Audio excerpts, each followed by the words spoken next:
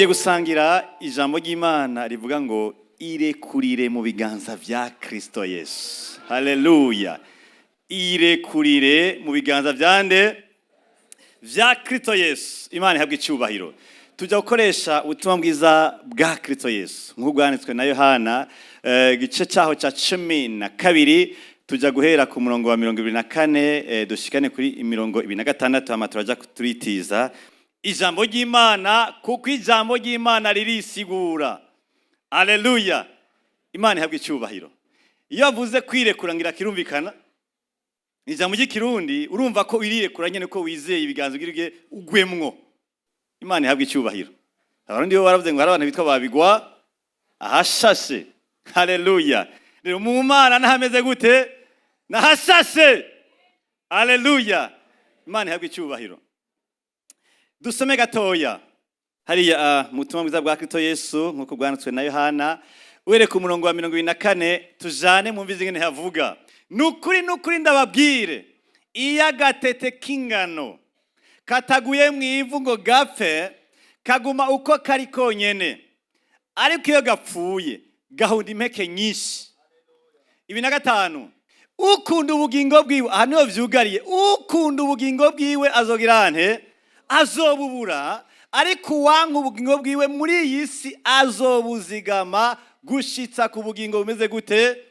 Budashira. 26 nihagira unkorera nankurikire, kandi aho nzoba ndi umukozi wanje nihazoba ameze, nihagira unkorera data azomuha iki? Icyubahiro. Imana ihabwe icyubahiro. Haleluya. Turi ahantu by'ukuri umuntu iyo ariko ariyumvira kubaho kwiwe, umuntu yamafise ibintu yashaka kwita umutekano, kandi biroroshe ko umuntu ubwenge bwe bumwereka. Arashaka kwiyumvira ati by'ukuri jewe naravye ingere nja ndicungera kuko isi goye, ega biragoye. Isi niyo kubako neza uzi ingene wigendagendako. Bamwe bati kugira ngo ndambe nzorondera ahantu bagira ivya assurance maladie bampime neza ku munsi ku kwezi, mu Burundi bamvuze, muri Kenya bamvuze, mu France bamvuze, aho nta kintu cyitwa ingwara kizogira nte kizonshikako. Ati kandi rero n'ibintu by'amadini wumva byose nabonye binyoma, nzogenda ndagenda hamwe ko ndashaka kuko nukuraba neza kuko mpendewe ngaha hariya ntibazompenda, ariko nta numwe nzogenda ngo tujane kuko ndazi nabaki n'abanyabinyoma, ariko abari karavuga ibitari byo. Ubuzima bw'umuntu bwamabwira ahantu bwiyumvira icyo bucikira umutekano. Kino gihe Yesu ariko aravuga ino jambo ni gihe yaraheruka gukiza umuntu bita Lazaro, musaza wa Marita, musaza wa Mariya. Barakundana, mugabe ikintu cyatangaje igihe bambwira yuko agwaye yaciye arenza ko iminsi 2 ataraza kumuraba. Bararindira Yesu barabura, umugabo baramuhamba. Yesu ngiye kumushikira amazi iminsi 4 mumva. Ikintu bamutanguje agishika yawa Mariya yawa Marita bambwiye ngo iyo uja kuba hano musaza wanje ntabahamvye. Basa naho menga bagize ne bamwetse ko yihenze, yagize ikosa gutaja anyarukira hariya kwa Marita na Mariya. Ariko Yesu yarazi icagoma gukora. Yavuze ngo ivyo bintu nivyo gushimagirisha izina ry'Imana. Imana ihabwe icyubahiro. Amaze gushika yaberetse ingene Imana bari kumwe, ati ndagushima data yuko wanyumviye kandi wama wanyumviye. Ariko ibi ndabivuze kugira ngo abari impande bavyumve yuko usanzwe ukorana nanje. Yerekana ingene bigiye kuba Imana ibirimwo. Amuhamagara izina, amaze iminsi 4 mumva, arumva aravyuka arakira, amuba ari muzima. Guhera ico gihe ngo abantu bitwa abanyabwenge b'ivyanditswe, abantu bitwa abaherezi bakuru, ngo baciye batangura kugira amanama barondera kurondera ingene bo kwica Lazaro kugira ngo ivyo yakoze imeze nk'ibifudika, me bita éliminer les traces. Reka aho umugabo avuga ko yazutse kandi tubiyakana yazutse twamwiboneye, reka tumwice hama baburi cyo bafatira ko muvuga ivyo Yesu akora. Ariko haba ngo n'abandi bantu bo bazi kuvyukuri ko Imana ikora kwiri muri Yesu, ngo baguma bagenda kumura kugira ngo bashime Imana. Abanyabwenge n'ivyanditse nabo bagenda basuzuma kuri ahantu borondera ahantu yo yagize ikosa. Murazi ko rimwe bamuhoye ko yakije umuntu ku isabato, arababaza ikibazo ati mbega mwamutunze indogoba ego none iyo indogoba yanyu iguye mu kinogo ku munsi w'isabato muca mwibwira ngo rindira tuzoza ejo canke muca mwikurayo ati tuca twikurayo ati none uyu je nkijije ko ari umwana wa Aburahamu kandi mbwa muri abana ba Aburahamu nce ndeka kumukiza nuko ari ku munsi w'isabato. Yamya nigana n'abo bantu batazi kwirekurira mu biganza vy'Imana. Ariko haba ngo n'abandi bantu bitwa abagiriki wari umugwi nawoni nawe utamuhangaye cyane nk'abafarisayo wamurondera kumusuzumisha ubwenge akora ikintu bamwemere arabe ikindi kintu yokora batwara muri za kaminuza zabo baheze bamwemere bagico bamwanditseko. Baramurondera ko yogenda kubiyemeza ko, ariko Yesu ntiyari yaje kurondera kwiyemera, yemewe n'ijuru. Kandi ijuru rikwemeye abantu bateza kureka kwemera, baragenda baguherekeza buke bagenda bagutora. Bariko baraza cyane cyane abagiriki ku ncirigira nka gatatu, barambwira atega batuma bandereya ati mubwire ko tumushaka. Amenya imigwi z'imisi murondera, amenya bariko rondera kwico yazuye, amenya ivyimviro biri muri bo, arabwira ngo erega ku 24 bahadusubirizeko. Naye majambo yahaye intumwa agomba ko zigenda kubitahura ubwazo, zongeze zigende gutahuza abagiriki bamurondera, zitahuze n'aba farisayo n'abakuru b'amadini barondera kwicara Lazaro kuko yazutse. Iyumvire wo guhora ko wakize, wovuye mu ngwara warumaze ko igihe kirekire urwaye, hama ishimwe riri mu Mana ngaho ibujumbura yuko naka yakize, ariko haje undi mugwi urondera kukwica kuko wakize. Mwumva bijanye? Ntibijanye n'agatima kabatirekuye, n'agatima kabakomantaye barondera ko ivyabo bitera imbere mu gihe Imana ari igomba guteza imbere umugambi wayo. Haleluya! Amaze kumenya iyo migwi kikira murondera, itamurondera neza, irondera Lazaro, itamurondera neza, aca yishura bandere ati 24 nukuri ndababwire, iyo agatete k'ingano kataguye mwivu ngo gapfe ntigashobora guhunda impeke nyinshi ukaguma ari konyene. Abazanye principe y'abarimyi, azanye ingingo abarimyi bakunze kumesha gutahura, iyo ufise imbuto iba yoyirya, mugabo ise mwivu uronderamwo vyinshi. Atabagabo hari ivyo atagomba kurekura, ko ataco barekura rero nta nico bazoronka. 25 uzokunda ubugingo bwiwe azogirane azobura. Biri bintu mega ntibinajanye, ukoresheje ubwenge bwa hano kwisumira ntibinajanye. Ubundi umuntu yikunze aca yishishikara, aca yigira neza, aca yibungabunga, aca tagata, aca vyuha, aca mera neza. Nguzobukunda azobutakaje. Mbwa gihushane cyavyo kivuga ngo uzogirane uzobwanka ngo azoba buzigamye gushika ku bugingo budashira. Biracyari ibintu menga ni imigani turaja kubitahura mu kanya, ariko tucumve ngo abirekurira mu biganza vya Kristo nabiheba ku bwa Kristo Yesu nyene. Igihe kimwe hari umuntu yakarigisha ingo ngaha twagize kuba tubikoresha cyari kigereranyo, bafashe umugabo n'umukenzi wiwe. Mundi bibiri vuga ngo umugabo n'umugore we bakundane, sivyo? Iyo byagenze neza bacafata umukenzi bamushira ngaha, uwundi mugabo bamushira ngaha wiwe, baravuga ati mbega uremera ko umugabo wawe agukunda? Ati reka nukumvira yo mfira. Umugabo ni nkuru cyari kigereranyo, hagarara ngaha, nimba wemera ko gukunda wewe humiriza, na wa mugabo wiwe ja hano inyuma agiye kwirekurira mu biganza vyawe.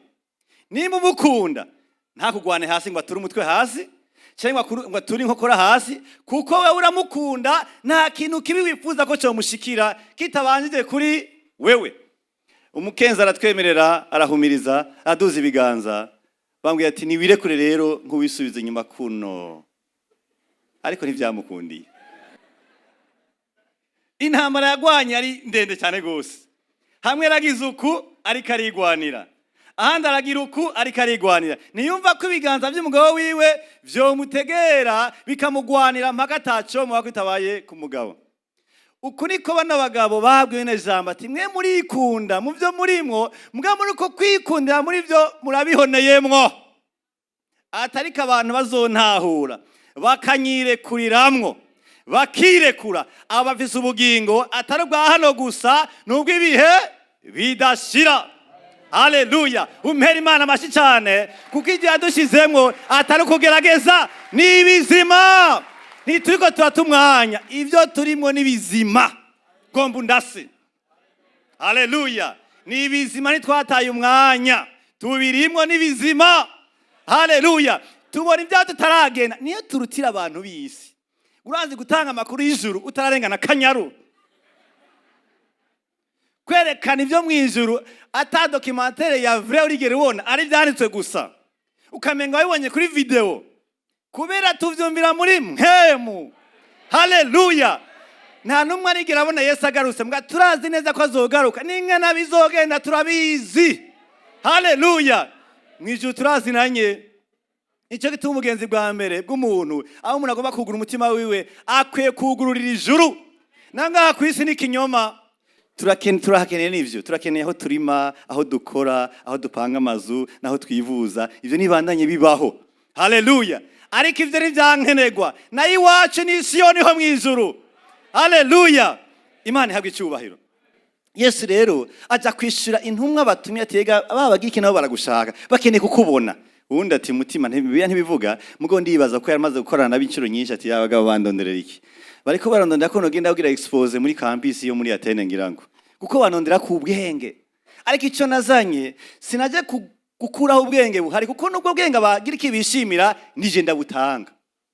Kubera ikibaza kuma ikibazo cy'ubwenge mugihe ibyo afise bimva kuri jewe nyene. Ntigeze agomba kubereka ariko hambaye, kuko yarasanzwe hambaye. Iyo uhambaye ntuza kurondera kweka abantu ko uhambaye.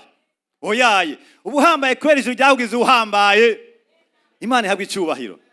Arababwira ati rero burya iyo agatete kadashize mu ivu baguma bakabungabungira aho bakabitse, bakagakunda bakaragasa neza, bazogakunda mugabo bazokwamana agatete kamwe. Mugabo bogaheba ari kamwe bagashyira mu ivu, bakanibagira ibigiye kugashikira, kagapfa bazokuramwo byinshi bituma ngira bagira n'ibindi bigega. Iyi nkuri no mu butumwa bwiza bwa Matayo 13 niho berekanye bavuga ngo ngwerega ngo hajya gatete ka sinapi, ngo niko gatete ka mbere gatoya mu ntete zose za hano ku isi. Ngo mbwa ngo iyo gashizwe mu ivu ngo karavamo ngo igiti ngo kinini ya cyane, ngo gishaka kugasara hirya no hino, ngo maze hakacacika iraro ry'inyoni, inyoni zikaza zikari kamwe. Imana ihabwe icyubahiro. Haleluya. Ikintu cya mbere nibaza Yesu yagomba gukivuga kuri buno bwoko bw'Imana. N'ubw'Imana ko Imana yabaremye abafarisayo, abanyabwenge byanditswe n'abantu b'abakuru b'amadini, abaherezi n'abandi. Kandi yifuza no kubwira intumwa kuko bose bari kumwe, yarazi ko ubutumwa bugenda kubashikira bose. Kandi cyari gisanzwe cyo kira muri uwo mwanya, cyari kibazo cy'idini. Yesu yagomba kubohora abantu ku idini, kugira ababwira ahantu, kuko idini mu bisanzwe ratanga umutekano. Idini ni umugwi kanaka kuri hano ku isi, ushobora kuba witwa idini kanaka bari izina, shengero kanaka, ariko uko babayeho bafise ibintu bashize imbere, bibaza ko ari ivyo ubishize imbere Imana wironse. Muyandi majambo ni ivyo biyumviye, ni ivyo bashize imbere, bashaka ko ari umurongo wa Bibiliya batahuye kutariko, bakibaza ngo ni Imana ihagaze ku Imana yibereye ahandi, yibereye muri Kristo Yesu.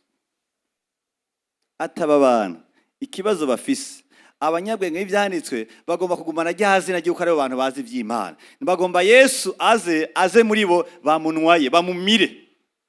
Ntibagomba ko bakizwa nawe, barondera ko aza muri bo kugira ngo abe acebwe muri bo, kuko bita ko ari cercle ikomega gose, agwe boza akiyandikisha bakamuha ugwinjizo bakabanaye gukorana.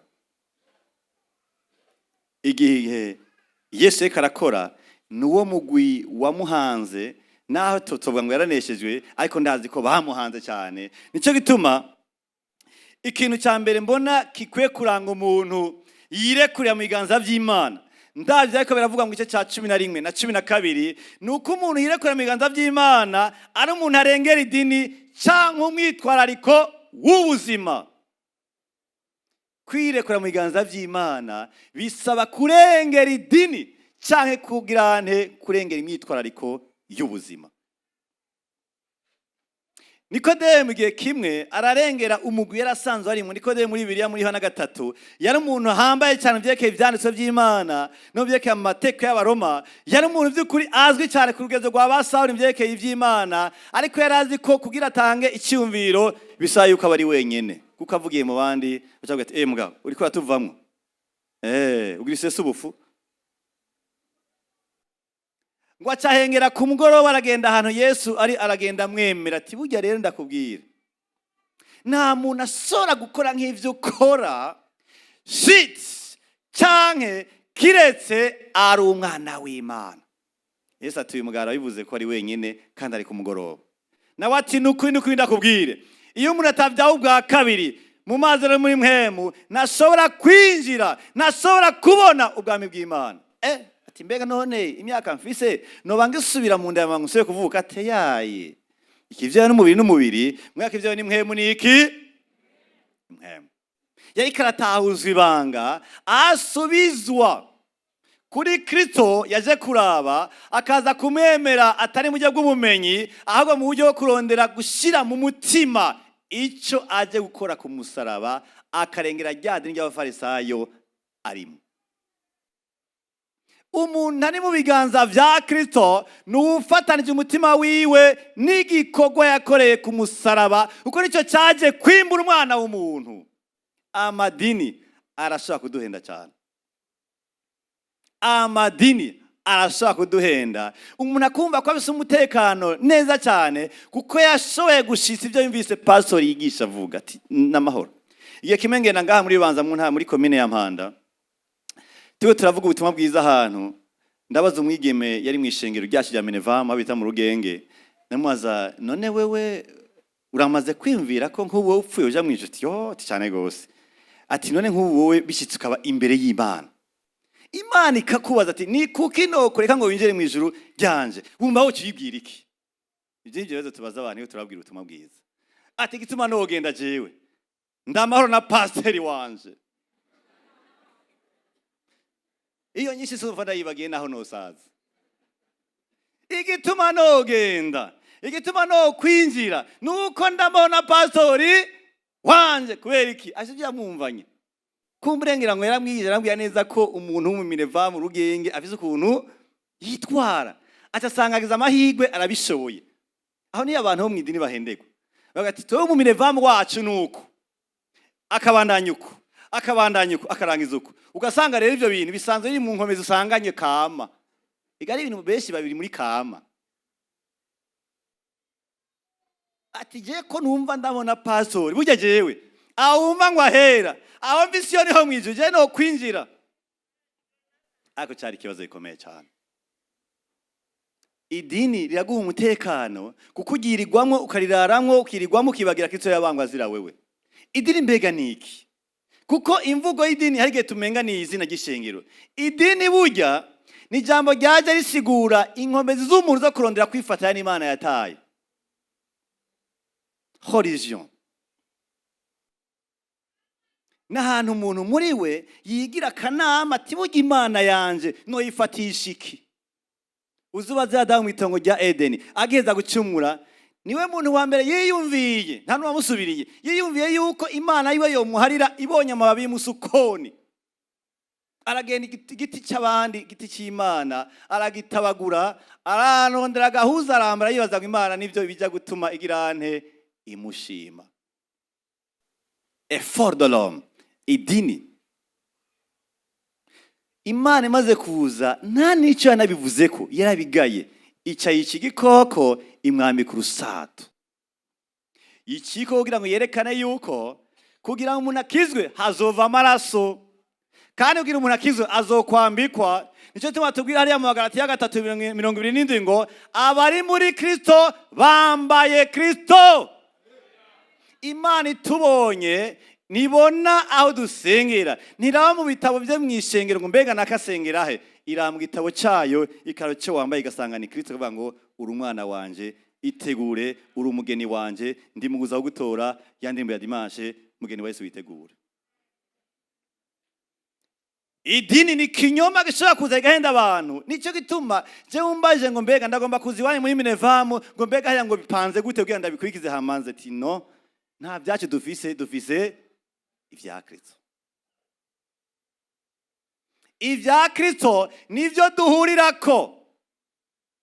Idini ndashaka kwibwira ko by'ukuri abandi bantu bahariya kure ntibakijijwe kuko badashaka gushira mu ngiro ivya hano iwacu. Abantu benshi bafiriye muri ari amadini y'abadayimoni, ariko ngaho iwacu ni hazima.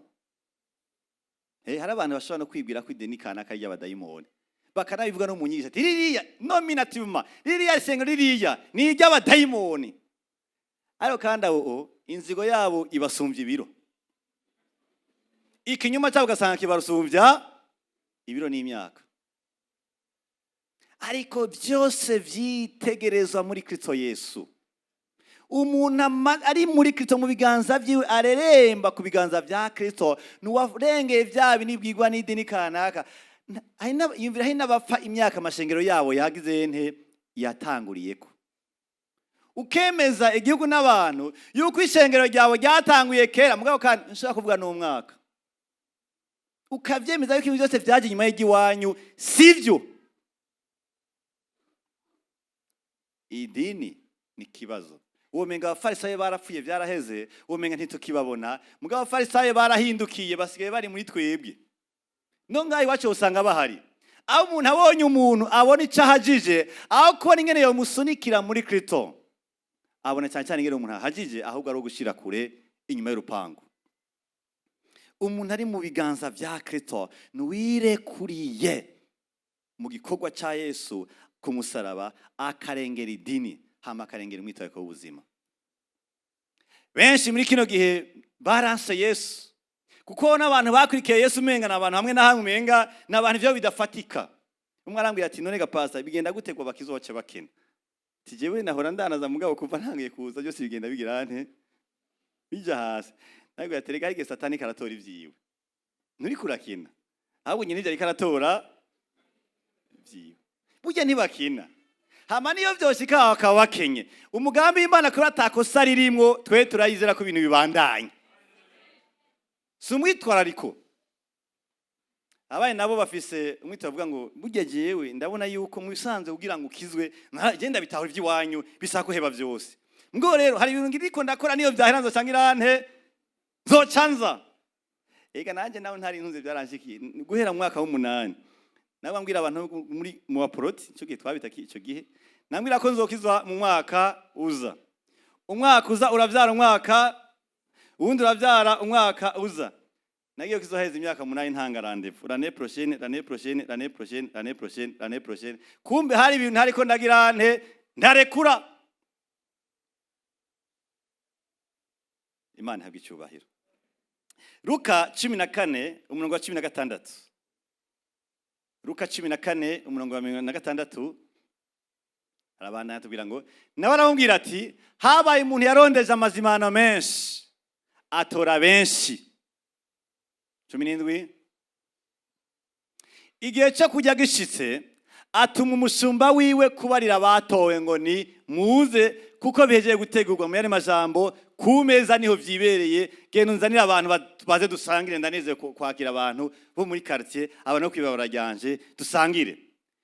Gishitse rero ngo atuma benshi umushumba yo kubwira abatowe ngo ni muze ko bihejeje gutegurwa. 18 bose batangura kuzangazanga n'umutima uhuye. Uwa mbere ati naguze itongo nkwiye kuja kuriraba ndakwinginze uramvugira ntunge. Birahuye kayema iyo umuntu agiye gusangira n'umugenzi itongo cyarigenda.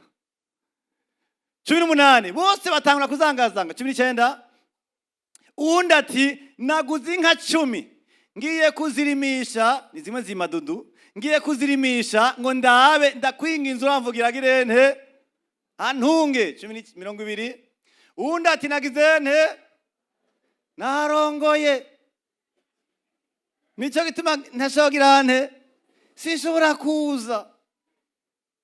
21 maze wa mushumba garutse abwira shebuje ko vyagenze nyene urugo araraka abarira umushumba we ati genda n'ingoga uje mu nzira z'ibihamo no mu nzira ntonto zo mu gisagara uzane hano aboro n'ibirema n'impumyi n'abacumbagira. Azanye abatari batowe kuko bari batowe bafise umutima utagomba kure kuri ivyo barimwo. Bari muri mfise inka ngiye kuzirimisha, bari muri narayendosa agaparasera kambe ngiye ukaraba. Igara abantu harose parasera imisi yose kwa gatandatu avyukayo imisi yose ntari muri chance umuna neza ni training domijurune akabanza karaba umutama gasubira inyuma akazoinda hubaka mu myaka 4 iri imbere yamahara imisi yose kwa gatandatu mu gatondo. Erega iby'amatongo byagoranye guhera kera. Narongoye umenga mariage ya mbere ibaye ku isi niyo yiwawe.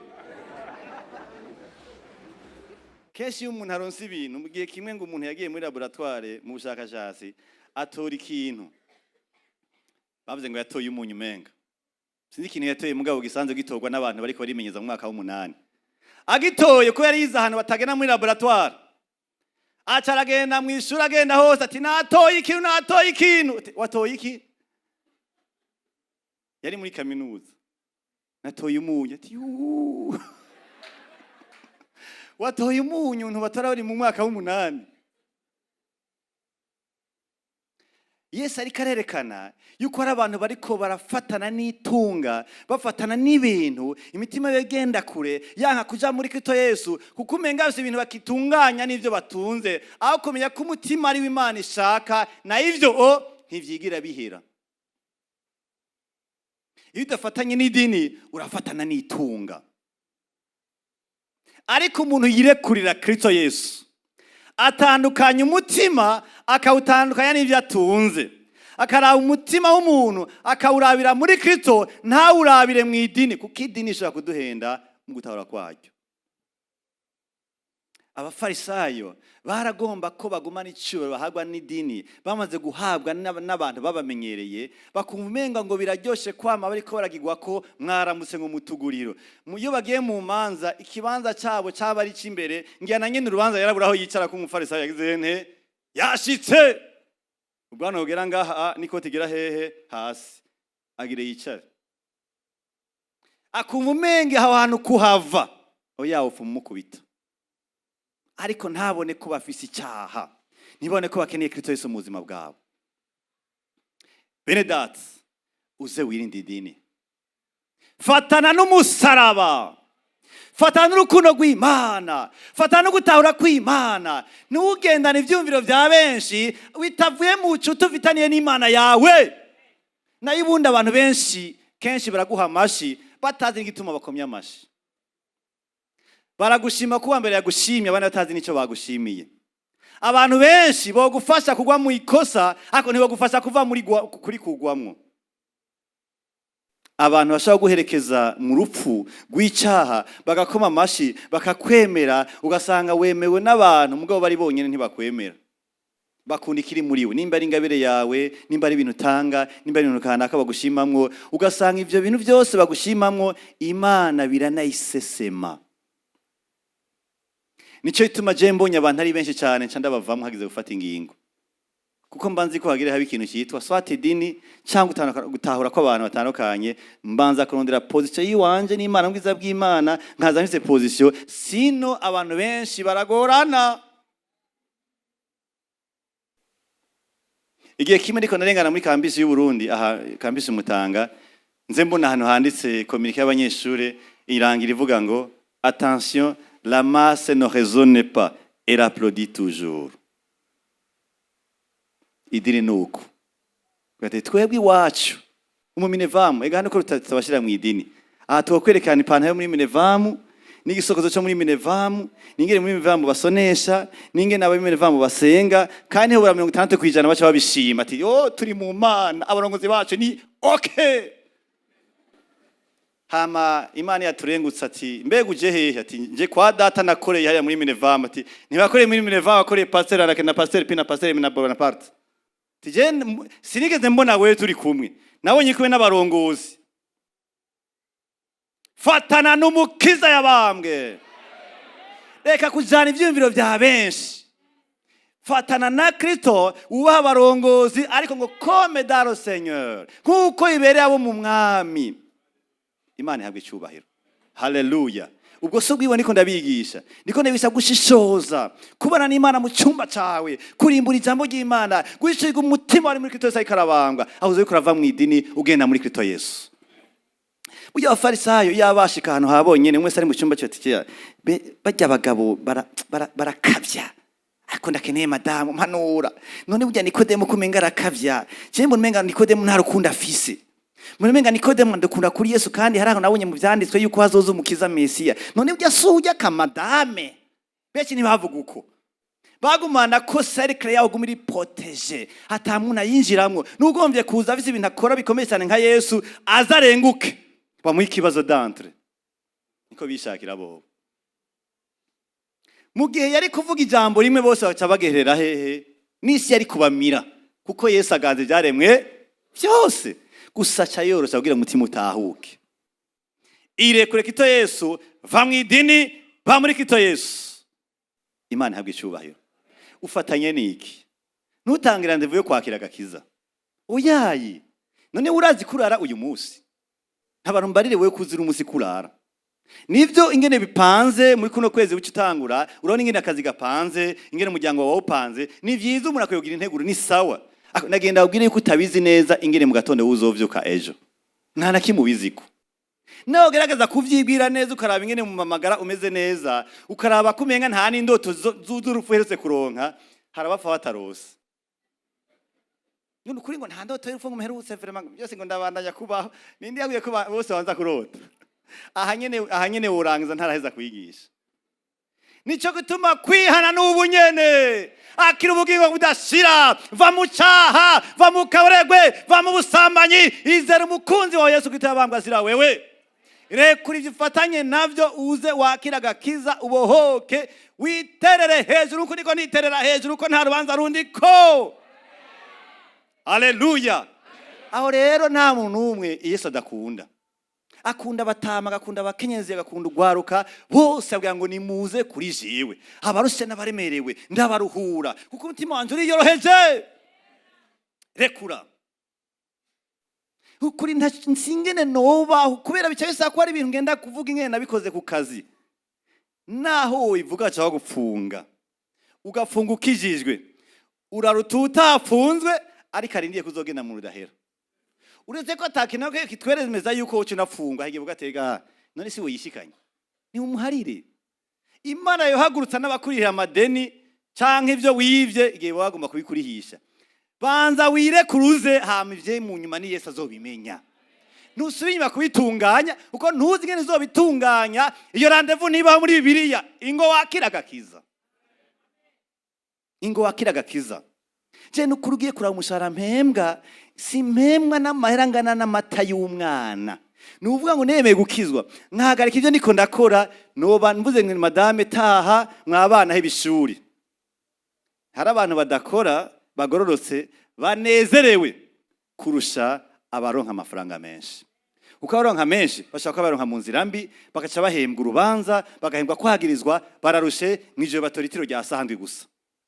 Ijya sayine ntiribaho ko banza kwiyumvira. Hari abantu umushatsi ngaha waheze atari ko mu bwoho bwabo bagira ubuhanza ariko kama kameze uko. Nigenzo yiva mu guteka basha.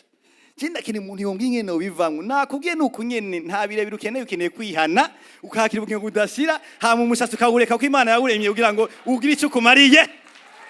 Reka umushatsi w'Imana reka wiyagaza ngo wihane. Yesu ari impande yawe ashaka kukwakira.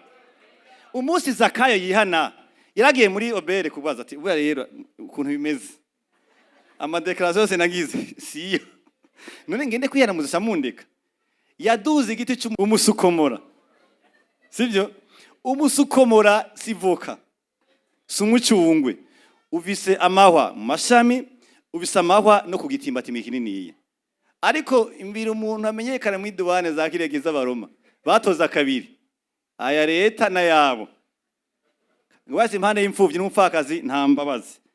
yari atunze. Imodoka ihagaze ku ruhande, indogo bangira niyo yagezweho ashira ku ruhande, aduga ku mahwa, araduga ahantu Yesu amubona. Yesu ntiyamaje birebire, yabwiye ngo ndari wawe. Ntiyavuze ngo sha ingo mugabo tubangene turondere pasteur piwo arafisa gahera, burya turabe ko yogufasha kuzori hamwe wogufata. Siko Yesu yamubwiye. Yabonye umutima ati ndari wawe manuka. Ahari abantu Yesu yifuza kurara imitima yabo no mu ngo zabo, kuko bemeye kurengera idini bakaza bakihana, agahanagurwa ibyaha byose, urubanza rukahava, nkema gatana gutemba temba. Imana ihabwe icyubahiro. Haleluya. Iki gihe Bibiliya ngo itanga n'iki bidambidambe. Turakeneye umuntu naho yoba umwe. Afise ubwanwa bwinshi, afise amafaranga menshi, afise igifuwa kininiya, afise imyaka myinshi, agati je ndagomba kwihana. Ndarengeye imyaka yanje, ndarengeye icyo maze kumara mu gihugu, ndarengeye ngene aho nwera banyemera, ndarengeye ibitabo nanditse bivuga ko Imana itabaho, ndagomba kuvuga uko ndi numva menga ndambuye nkene uwo Yesu. Ega kiza saka abantu byananiye. Saka abantu baheranye banki. Oyaye. Saka abantu bagwaye ibitigo bigeze kure. Oyaye. Saka abashomeri. Saka abantu bananiwe amashure. Naka abantu babonye ko icyaha cyaje gashikira bose, bagaca bugufi umunsi y'umusalaba, bakiyana kandi bakizera, bakava mu idini. Barazwa ngo je umva nawe tuwe ngo ashende ndumu macabwe y'amashengero yawe. Kumbe nawe ntibanabazi. Ega natwe tubazi bose ngaha mu Minevamu.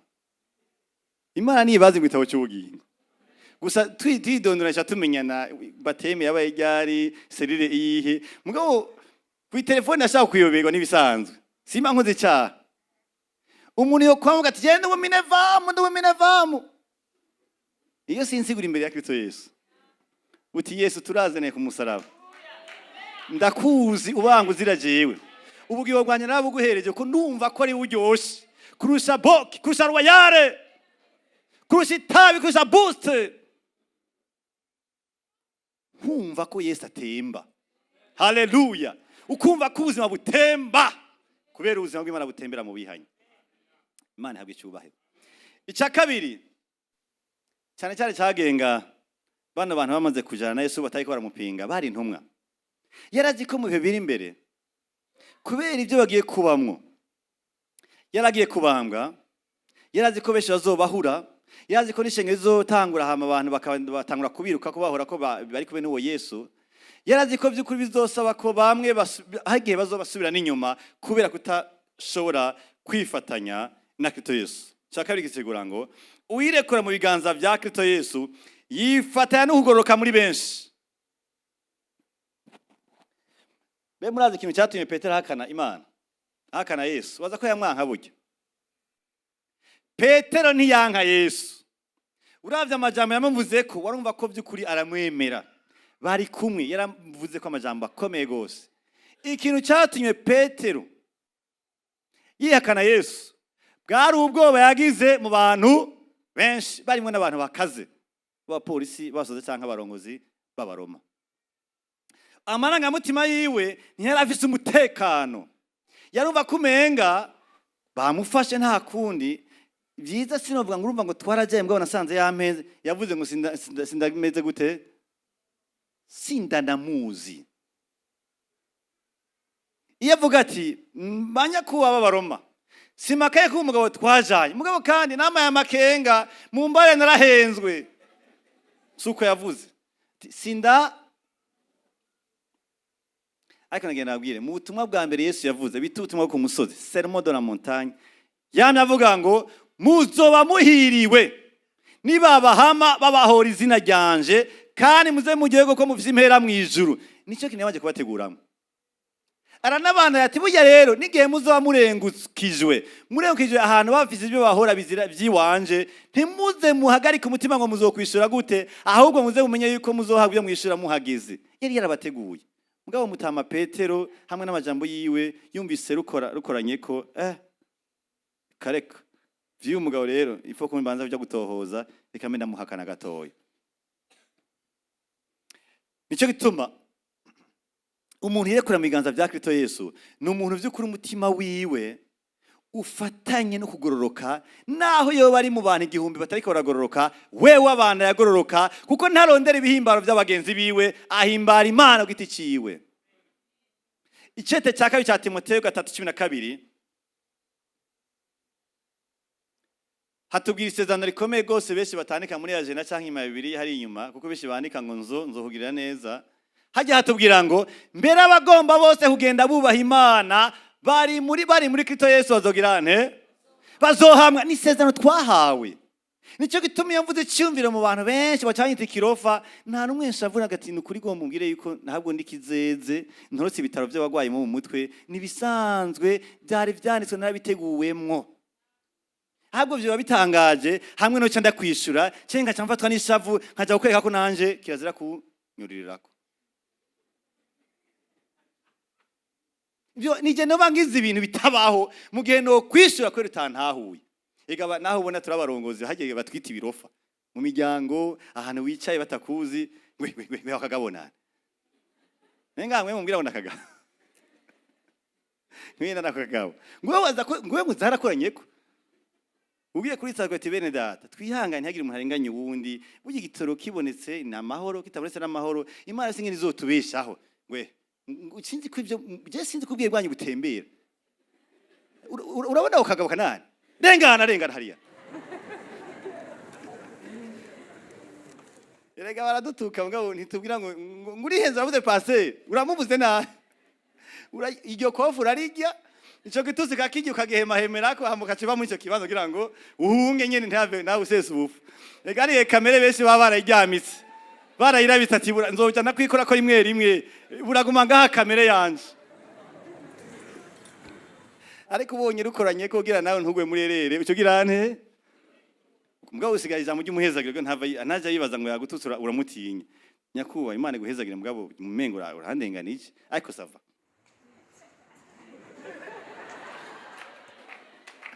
ucugenda kwa mpemu yera utinda gushima ko atari nka kera ko je kandi ahubwijambo ntubyumve ijya kabiri ntubyumve umugere wa uri hehe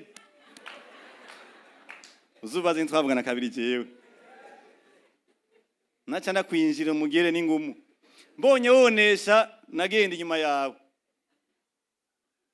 naca niruka ariko ubwo umuntu ukenda kureka kuko nafataye no kugoroka kw'Imana simvuga ngo ndagayise ko bantuze sinabishura oyaye sindondera icubaro cy'abantu hano ku isi kuko abantu baranduye mbere bazogomba kugenda bagororoka imbere y'Imana bari muri Kristo Yesu bazohama kubera iki ngo ntiyaje gutera amahoro mu isi yaraje kugira ngo umukazana nayo nabuke bagirente bankane umuhungu na se bankane umuhungu na umukobwa na nyina bankane kubera iki sukwa kundi nyazankane mugabo arashaka ko hagati yabo mu gihe bizoba bikenewe kumwe muri bo yubaha Imana abandi ntibamwemere aza bitahure gusa ntababe intandaro yavyo azavyemere ko bamwanga mugabo gumane kugororoka Imana ihabwa icyubahiro haleluya haleluya kenshi iyo umuntu akoze ikosa muri benshi muze murabe abantu benshi bashagwa mu ikosa.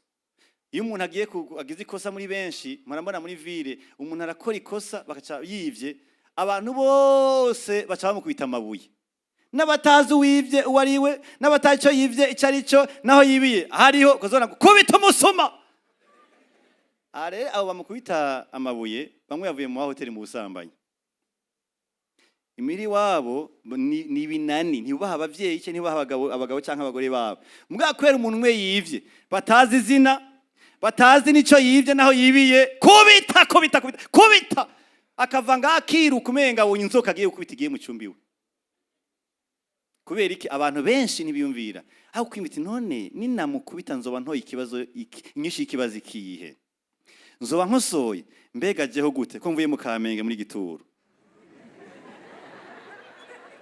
mbega jeho gute muri telefone yanje hariyo ibiki fatana n'ukugororoka naho bose bova ku Mana sinzoyivako naho bose bobwa ati none bose siko babikora niko benshi bakunda guhendegwa ngo bose niko babikora none bose burimo banza uve muri bose ube wenyene Imana isigaze wenyene, hama n'ijuru ryagendamo wenyene, Imana izobihomvye. Igani izobihomvye. Yabishaka nivyo ko bose bagenda, mugabo nta kundi rose muzogira umunezero wa 84 mois de mariage. Ko tubwira muri Daniel. Amezi 88 Yesu ari kumwe n'umugeni wiwe. Naho no bandumwe sazi amaraso yankwiye. Ayo yanyogesheje. Imana ihabwa icyubahiro. Haleluya. Icya gatatu. Nuko Yesu yari karerekana yuko kugira ngo ishengero riboneke ni mpaka abanze kugira nte abanze gupfa. Bigasigura ngo natwebwe nk'abantu bamenye Imana kugira ngo ishengero rizobandanye rikora canke ribandanye rikura, nuko natwe tuzana twebwe ibitugize byose ku birenge vya Kristo, Yesu akabikoresha kugira ishengero ribandanye. Yari karategura ishengero kubwiyo bizoba biko birabandanye. Kandi niko vyagenze. Imana ihabwa icyubahiro. Abirekura mu biganza vya Kristo bakorera Imana n'ivyo batunze. Matayo 6:21 hatubwira gute? Matayo 6:21, kuko aho ubutunzi bwawe buri ari umutima wawe uzogira nte. Bijya bintu yabivuze kugira vyemeze. Yagombye kwerekana ingene ibintu bimeze mu buryo bumenyerewe cyane. Suko mu mugambi w'Imana, Imana igomba ko umutima ufatana n'ubutunzi, ahubwo Imana igomba ko umutima utandukana n'ubutunzi, kugira ngo ivyo umuntu atunze bicika ibikoresho, umutima ukika uwa Kristo Yesu. Mugabo kugira ngo yari karigisha muri Matayo 6, ntarapfa, ntarahambwa, ntarazuka, ntaraduga, aracyari muri bwa butumwa butegura kuzotegura ku musalaba kwiwe no kuzobaho kwishengero. Ati rero ujya ahantu hari umutima w'umuntu niyo n'ubutunzi uzoba buri. Ahari ubutunzi ni umutima w'umuntu uzobwize nte uri. Yerekana ko iyo umuntu aje ku Mana, wewe azawe n'ibimugize byose, aza n'ibimugize byose, aza n'ubutunzi bwiwe. Imana ihabwa icyubahiro. Umwe yaravuze ahantu tubona abantu bose barakangutse ati burya ntushobora gukunda Imana utayiha amahera yawe. Sinzi ko namwe ariko mubibona, yaravuze neza cyangwa yaravuze bitari byo. Ati ntushobora gukunda Imana utayikundishije ibyo ufise. Sinzi uruhande uhagazemwo, mugabo kandi kimwe mu bigaragaza umuntu yirekuriye Imana ibimugize byose, atari amafaranga gusa. Ndavuga ivyo afise, ubumenyi afise, impuzu afise, inzu afise, ingabire afise za mpwemu, ibintu byose afise, iyo agomba guha Imana umutima byose biramuherekeza. Nico gituma iyo ncitse umuririmbyi nkaha Imana kuririmba gusa, mugabo ntazi n'umuntu mwene data ingana ashobora kuba yoguriga umuti, nashaka kwikura n'amahera 100. Hari abantu batanze amahera 100 no muri agenda bavyandika. Le 30 juillet 2024, 100 francs, somme donnée à mon confrère. Ukanayibuka gushika unayarota mwijoro. Amahera harakana umunsi utanga $100,000. Ubuzima bw'umuntu burya, iyo umuntu yamaze kwirekura Kristo Yesu, yirekura n'ibimugize byose. Amashengero menshi ariko abamisiyoneri suko atunze. Ni ishengero ryatahuye ingene Yesu yaje aratanga ishengero rya mbere, mugane mashengero agenda aravuga kubera kwitanga kw'abera. Burya ngaha twobwe ati tugiye tugura indege, kuko Imana yabituganirije mugabo. Indege twoyigura ngaha. Mugabo byosaba ko umutima wacu, umutima w'Imana bimanza kunywana. Tukavyumva ko bihaye n'umugambi w'Imana. Hama akaca kwemera ko umutima ubandanye igororoka, wongera utanga ivyo Imana yatanze. Indege ntari imyaka 2 tutayiguze. Nimba abantu boca bihana, muri Swaziland bakihana, muri Afghanistan bakihana, kubera indege yaguze na Minerva mu Kigobe, Imana yabimbwiye je no bibabwira kandi nazi mwo bikora kubera ukumvira Imana. Yego indege si ikintu gisanzwe, si ikintu gisanzwe kinini cyane. Ibyo Imana idakora nuko bidahwaye n'umugambi wayo. Mugabe yuhaye n'umugambi wayo, nta kintu kinini yakihaba. Imana ihabwa icyubahiro. Haleluya. Dorcas numwe mu bantu babaye ngo bapfakazi. Amaze kuba umupfakazi, kandi bugiye iyo zina ryitwa Dorcas ryari zina mu Bagiriki n'Abaheburayo ryari rikomeye cyane gose. Risanzwe risigura gazelle en français. Ni nk'impongo kazingira mu Kirundi. Cyari ingeregere, cyari igikoko gifise ubwiza, bavuga ko kirafise isuku. Ku buryo umuntu yitwa Dorcas rero yaba yemewe mu gihugu, mugabo kandi acagira ingorane, arapfakara. Mugabo amaze gupfakara, inkuru mu gitabo cy'ibyakozwe n'intumwa igice y'icenda uhereye kuri 36 kumanuka, ngo acabaho yita abapfakazi abajishira ku buntu impuzu zo kwambara, kuko yarafashe umutima wiwe awurekurira Kristo Yesu. Bivuga ngo yabanje kuba umwigishwa, ariha Imana acayiha n'ingabire zayo, aremera kudatoza amafaranga kubwo abapfakazi gushikaho yapfuye. Bapfakazi bakaja hamwe ati none uyu muntu aragiye kweri, ramutume Petero hari yaze kumusengera azuke. Egara musengera azuka aranasura kubaho. Kubera iki? Yarirekuriye Imana, azana impano, ayo kwinota arazitanga, abantu barakomera. Ngo vyarangiye ngo iyo pango abantu benshi bizeye umwami wacu Yesu Kristo. Bino bihe turashaka kuririmba ubukene, mugana bagwire nta na rimwe ubuzima bweze bworoha. Kino gihe kumbure niho abantu bariko rabibona, bahora bahumye ngira ngo ariko nagenda babwire ingorane zamye zihari, ubuzi bwamye bubura, ingwara zamye zihari. Harigiye n'umuntu avuga ngo nukuri ngo impfu za kino gihe ngo zasaze. Impfu zasaze, impfu zamyeho, bamye bapfa. Ikibabaje n'abapfa badapfira mu mwami. Hama igituma umenga we uvuga ko ari benshi, ni kubera abagize ibisi bapfa arabuzi. Icyo ni cya mbere. Icya kabiri ni uko ugize ibisi uvyumvirako kuko kera ntibavyumvirako. Nta rupfu rwasaze ntirubaho, habaho evenema.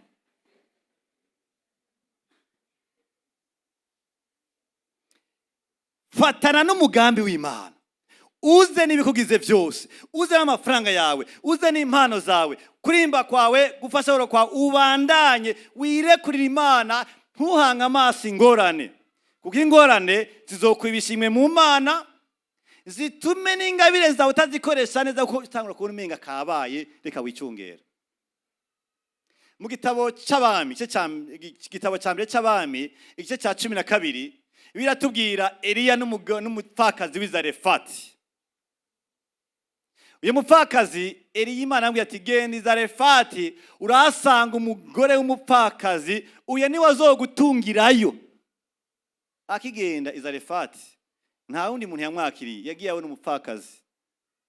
Arambwira ati jewe ukuntu merewe, sigaje agafu gakeya muri plan yanje, ngomba ngire ndagacumbe twe n'abana tukarye, hama duhegeye ukarya cyo tugira nte duce twipfira. Pana gupfa umenga birasande kwipfira, duce twipfira. Muyane majambo nta kundi.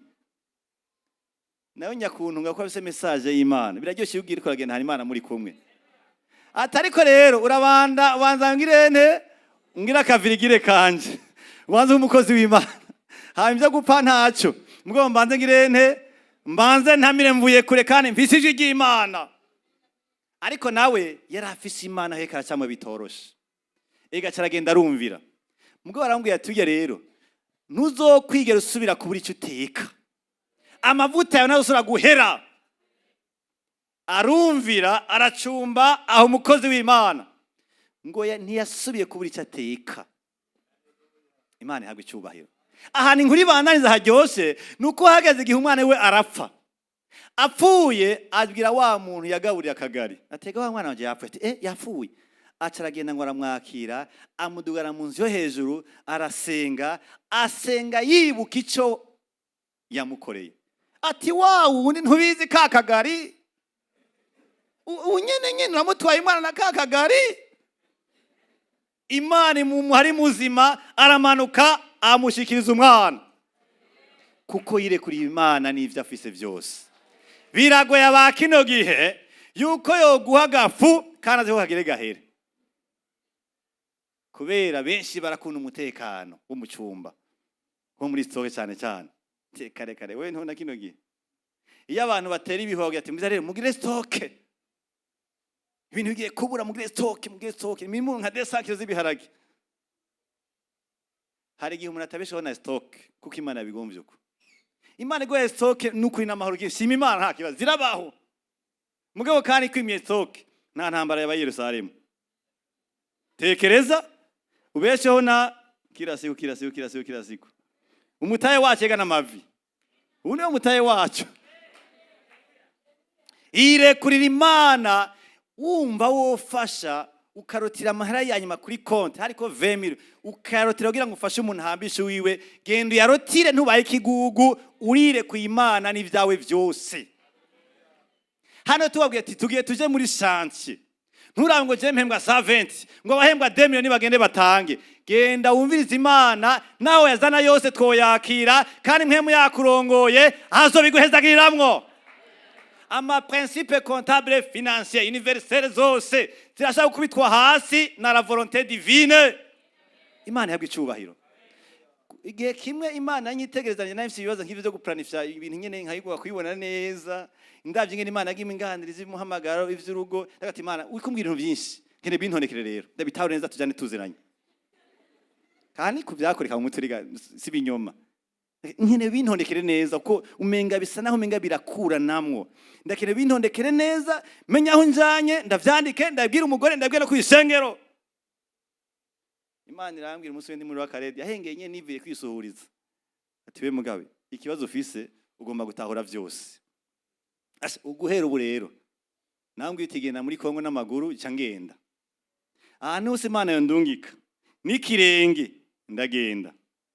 Nambwe iti ngenda ukoresha ikintu cha 2 miliyari ntayigera muri 20 miliyari impande yanje nawe nocemera. Nawe mbwira ikintu kirimo abantu bahambaye cyane Imana igomba kunshiramwo nocemera kuko data ganza ivyaremwe byose kandi wagaza umutima w'umwami kandi nye nibirimwo byose hano mwisi. Wirekuye Imana murajana. Wirekuye uciye nka Petero yaragendeye ku mazi ubundi mu byo bugaragara ntibikunda ko umuntu anyura ku mazi akabana yagenda. Ariko yaragendeye ku mazi gushika aho yaravye atanga gutahura ivyo yize mu ishuri canke yumvise. Yaramenye kuroba yarazi ko amazi yahagazemwo ucuye amanukamwe. Mugabo akiraba Kristo Yesu abwiye ati ntuze yaragiye aratambukira ko yagiye kuyamanukamwo ayaravye.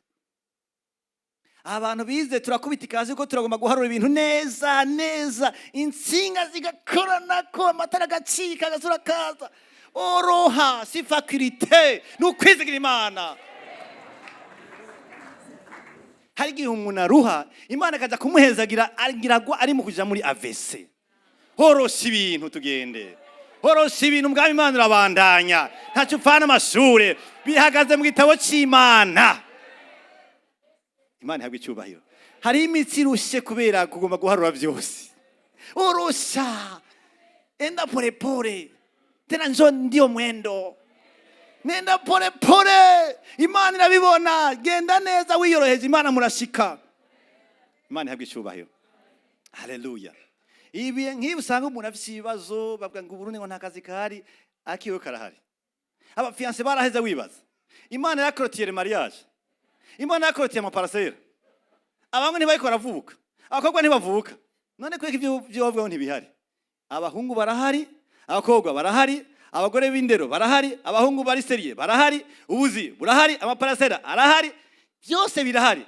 Gusa n'ubikora cya abandi baca abantu nk'ivy'Imana. Hama ikindi nacyo dusanga dufisemo ikibazo tugomba kubiha itariki.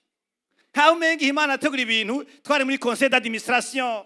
Umenga inama nshingwa ntwaro yayo twari turimo vyakorewe mu butatu. Twe turabasuiveur iyo yoroheye murajana ikakwereka ivyari vyikinze. Hama ukacubana ukagendera ajya kuvyeze mu gihugu i Yerusalemu ico Yesu yateguye. Imana ibahezagire cyane gose.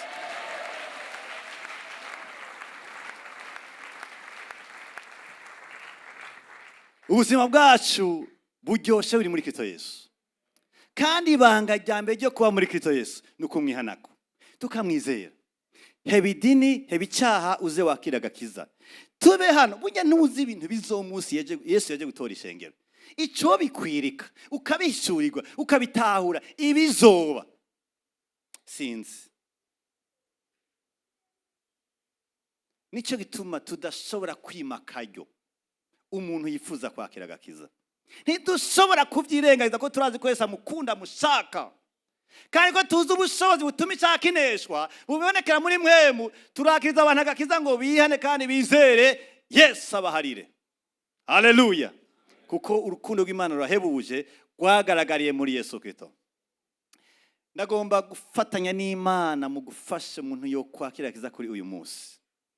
kandi ucika iziriko, kandi unesha ubwoba, kandi unesha abagenzi babi, kandi unesha ibyo ubona umenga wabanza kuja gutegura. Oya, ntibategura, ingo niwirekure mu biganza vy'Imana, wihane dufashanye. Ahantu urabona abagabo bakijijwe, abagore bakijijwe, ahantu hakizwa bose. Karibu ngaho imbere dufashanye kwakira agakiza.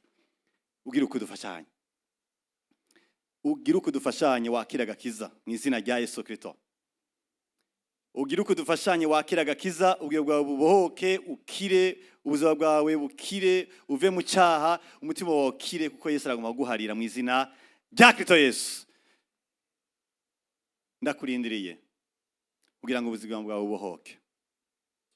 Urakeneye kuva mu cyaha, urakeneye gukira umutima wawe, urakeneye ko umutima wawe ukira ukava mu cyaha ugaharirwa, izina ryawe rikaba ryanditse mu gitabo cy'ubugingo, ukarindira hano ku isi urindiriye Yesu aza kudutora. Haleluya. Tsinda ubwoba, tsinda ubwoba, tsinda kwiyumvira icyo abantu bazovuga natwe baratuvuze, baza kuduhanuza banje kutuvuga nibisanzwe. Kandi byose simba ko umaze kubitahura byose, ariko urashobora kubohoka uko wihanye. Urashobora kugira kuno. Haleluya. Haleluya. Urashobora kuduza ikiganza cyawe ukihana, ukizera, Yesu akaguhara ibyaha byawe byose. Ndabona ntawe uhari. Nimba afite ibyimba bikaragira bikayimurengeye, haleluya. Karibu cyane, karibu gose hano imbere dufashanye, abari impande yabo babazane. Ndabizi ko haba hari intambara nyinshi, mugeze ntambara ntizihera utagize kwizigira Imana. Aha ntawe uhari kayemwe. Karibu cyane mwakomera amashi. Karibu gose, karibu.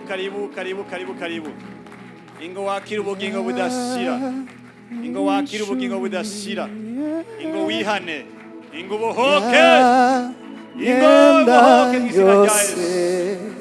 Ingo wakira ubugingo budashira.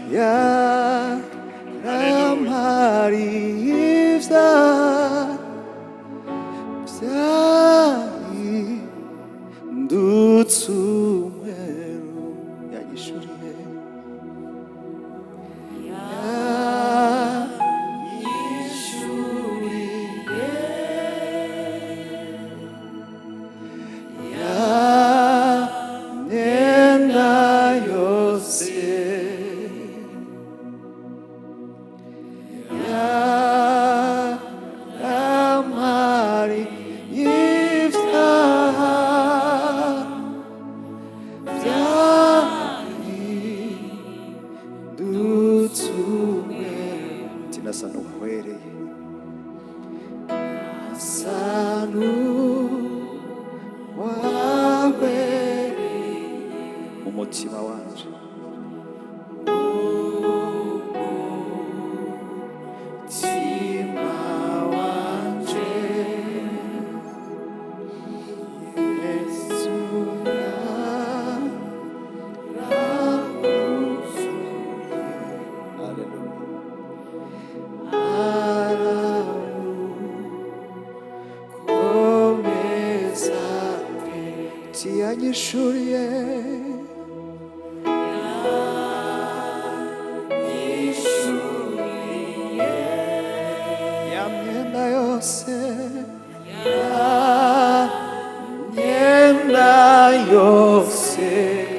yaramari ibyaha byanje, yaramari ibyaha byahindutse umweru. Yesu ndacibuka umunsi. Nabasabe duhaguruke turangize. Dukomere amashyi kuko bakiye agakiza. Amashyi menshi. Urashobora kuba uri ku cyane hatoroshe, waturuka kugira neza kw'Imana ku buzima bwawe. Urashobora kumvise ubwoba bw'ubuzima, ufise n'ibikomere by'ubuzima, irekurire Imana. Urashaka kumvise kuvuga ngo Mana ndongora kuvyugoma ko nkoresha ivyanje. Genda usenge Imana ikurongore. Imana yakera umutima wawe n'ivyawe. Mwami tuguhaye icubahiro cyose.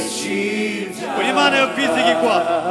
Ndakwetse umuntu wese Mwami arushe kubw'ubuzima, arushe kubw'ibihe. Mana ngo mugire neza Mwami. Hari abarushe kubw'indwara, hari abarushe kubw'ubukene, hari abarushe kubw'ukurenganywa, hari abarushe kubera ibihe badatahura bariko baracamo. Mana nyir'icubahiro turabasaba umugisha, ubahezagire, ukingure, utaramura ikintu cyose kibagwanya mw'izina rya Kristo Yesu. Wishyura amadeni, ukize indwara mw'izina rya Yesu. Ubwiza bw'Imana yo kw'ishengero ryawe Mana ubohore Mwami, ubohore Mwami. Ahari ubwoba washire kwatura kuzima, ahari ubwoba washire amasezerano, ahari ubwoba washire ukwizigira izina ryawe Mana. Yesu urakoze Mana, Yesu urakoze Mana. Turasabye umuhezagiro twese Mana, uduhe umugisha mu ngo, uduhe umugisha mu buzi, uduhe umugisha mu magara meza mw'izina rya Kristo Yesu Mwami. Urakoze Mana, turagushimira hera cyane muri byose mw'izina rya Yesu. Amen, amen, amen.